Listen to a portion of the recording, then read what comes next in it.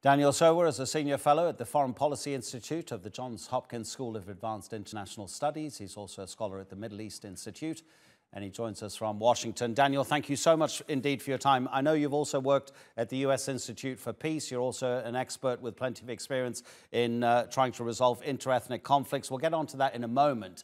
If we can just go back to our top line about Ukrainian grain exports. Do you believe that Vladimir Putin is using food as a weapon of war? Is there any doubt in your mind about that? No, there's not really any doubt in my mind about that, but it's a two-edged sword because, of course, it puts Russia at odds with countries in Africa in particular that he would prefer be supportive of the Russian invasion of Ukraine. So there is some possibility, I think, that the Russians will ease up on the embargo.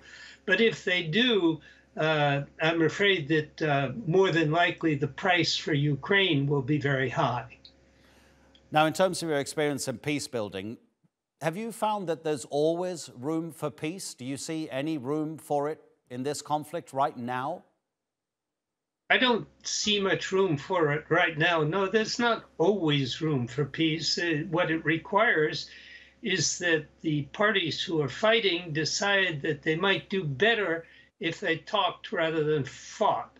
And, you know, right now, both sides appear to be deciding to continue the fight, with the Russians doing pretty well in the east and the Ukrainians doing perhaps a little better than the Russians in the south. A political interpretation is one thing, but logistical reality could be something very different. And what I'm getting at here is that an assault, an attack, an invasion, whatever you care to call it, is very different to an occupation.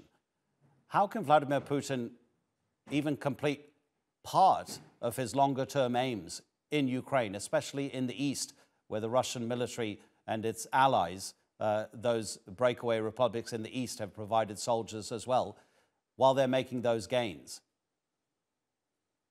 I find it extraordinary that he would even try to conquer part of Ukraine, because he can't populate it, he can't reconstruct it. You know, it's a pointless war from that point of view. Its only point is a negative one, to erase Ukraine, or at least part of Ukraine, from the map of Europe. It's an extremely negatively conceived and executed war. And how do you see the issue of accountability possibly playing out here? Many Western governments have been helping Ukraine to accumulate evidence of alleged war crimes. How will the Russians react to those charges when they are eventually brought? Well, they just deny everything. I mean, you can't get the Russians to admit that they've ever attacked a hospital in Syria, whereas they've attacked dozens and dozens of hospitals in Syria. You can't get them to admit that they've attacked civilian structures in Ukraine. They're just going to deny everything. But look, justice is often long in coming, but it comes a little more often than people realize. I mean, Slobodan Milosevic also thought he was not vulnerable to accountability.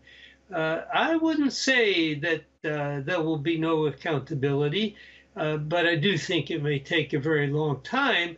And of course, Putin is not the youngest of men, and it may take longer than his lifetime for some kind of accountability for this really dreadful aggression. Daniel, really appreciate your time. Thank you so much indeed. Daniel Serwer in Washington.